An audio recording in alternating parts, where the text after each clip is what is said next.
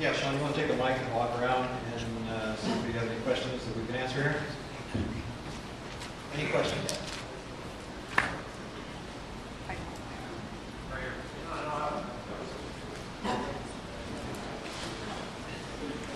I have a couple of questions. They're yes or no answers, doesn't matter. First question is, what other private clubs at this time does JC Resorts manage? Wells Shores Golf Club in New Mexico. Thank you. Who does Sean report to and who does Jeff report to in this new structure?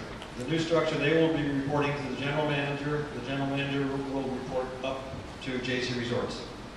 Finally, I want to just confirm this. The JC Resort card does not apply to Avondale in any way. It actually I know this is very important, it actually does not apply to Avondale in any way whatsoever. Your mic is fading out. You were cutting out there. Can you hear me now? Yeah. Yes. Sorry about that. It does not apply whatsoever in any way. There again, anything that we would ever bring outside play with, the board dictates all of that. So it does not, sir.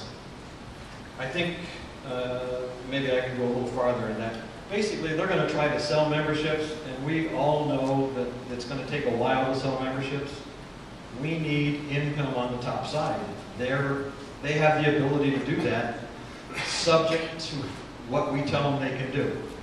That will all be board driven, the same as it is right now. The board makes decisions on if a tournament comes here of 12 people or 24 people.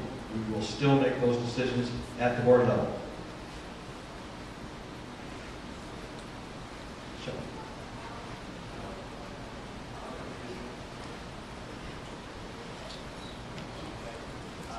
Besides what we pay for management fee or whatever, where else would you make revenue from us? As far as making revenue, that would be the only sponsor. If we helped out with accounting or something like that, it would be direct cost, whatever it costs for our people, but other than that, there's no other place that would make money except the management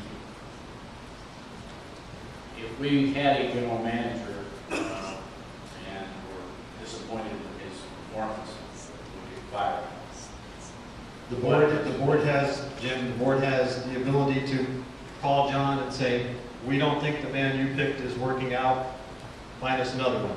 That would be their job to do that. I think you look a little bit further on that is what will happen in terms of... John, did I finish my question? I'm Yes. sorry. Okay. How locked in are we with JC Resorts as far as contract? Are we obligated for a period of time? Or is it, we have an out clause? Yes. We're not out. We will have a 5-year contract, and in the contract, and maybe Fred Buck would like to speak to this, there is an out clause at the end of 1 year if, for reason, if they haven't performed to what we consider reason. I asked them if they would do that. They said more than they would surely do it because they believe in what they're doing. The standard form contract also has provisions for termination for cause. We don't anticipate that that will happen, but there are provisions for termination for cause. Jerry? This is an equity course, an equity club, I should say. And I think that there is a distinct difference between a private club and an equity club, especially in the mindset of the members who own the club. And I hope that that is crystal clear with JC Resorts, because I think that that lack of understanding is what caused the failure of some prior GMs. Absolutely. What you're referring to is private for-profit clubs versus private equity clubs. And we understand the difference in those two. At the end of the day, we work for the board. So what their direction is the direction we go. Like I said, we submit plans and programs. At the end of the day, they, yay or nay, are adjusted accordingly, however they see fit. So I think that's just, end of the day, the board's going to tell us how we're going to run the club, for the most part. Sean, we have Joyce up here. Last question I got, what happens to Avondale's existing employees?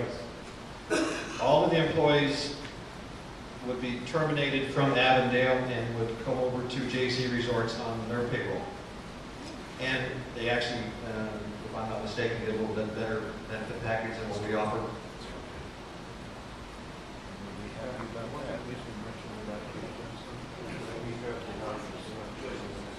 Yes, that was, John just brought something up, is that JC Resorts is going to bring candidates to the board that they feel are candidates to be general manager. The board will select, they will probably have a big input on who they would like to see, but they will bring us 2 or 3. Joyce? Based on the fact that you've been here, obviously, and observed what goes on in the club and the facilities, etc., could you just briefly give me an idea of what you foresee on the food and beverage side, or if you see any changes, or the social memberships as well as the golfers? Let me add this too, that we started talking to JC about 3 months ago maybe, and since then, at our men's member guest, they were here on property watching. They were here for a couple other events that we had on site watching. They wanted to see what we did right, what we did wrong, how we went about it, which I thought took an awful lot of initiative, and I think it speaks a little bit about them. Let me address your question about the food and beverage card. In my opinion, sorry about the mic there. In my opinion, the food and beverage needs to be elevated as well as the service. And we're going to look at it financially there again, present it to the board. But I believe, just take downstairs, for example.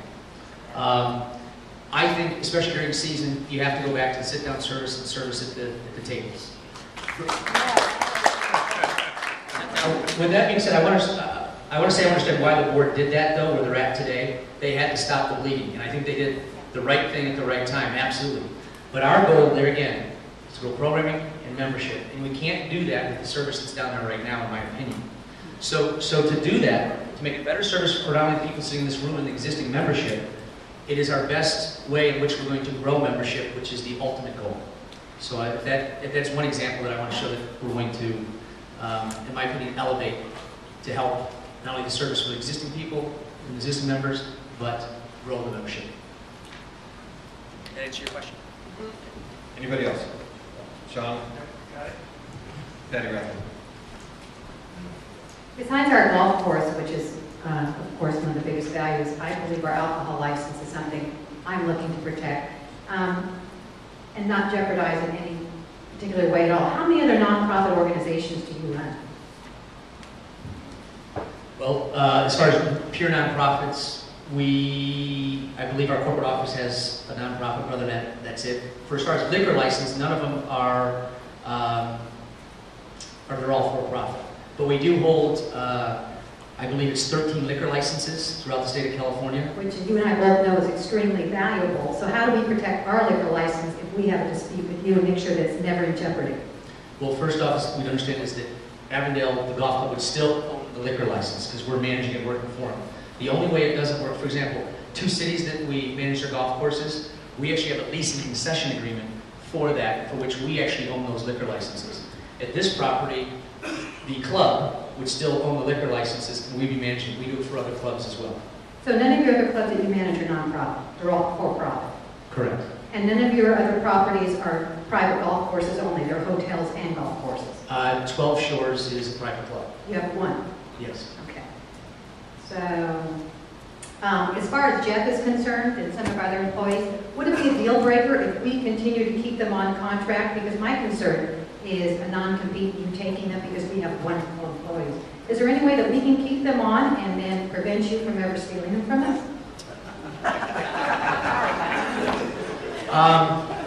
I'm trying to think of a way. I guess we could have some type of penalty clause that would be there if we took your senior managers. Absolutely. If we did something like that, there was a penalty clause against that. That'd be fine. I'll give you an example. Jeff, I just love you too much. Well, thank you. We love Jeff a lot too, but we're not going to steal that. Can I answer this one for a second? Yes. Right ahead. All right. Hi, everybody. Okay. Thank you. You don't need a mic. I really don't need this. But look, out of all honesty, I told my wife that I wanted this to be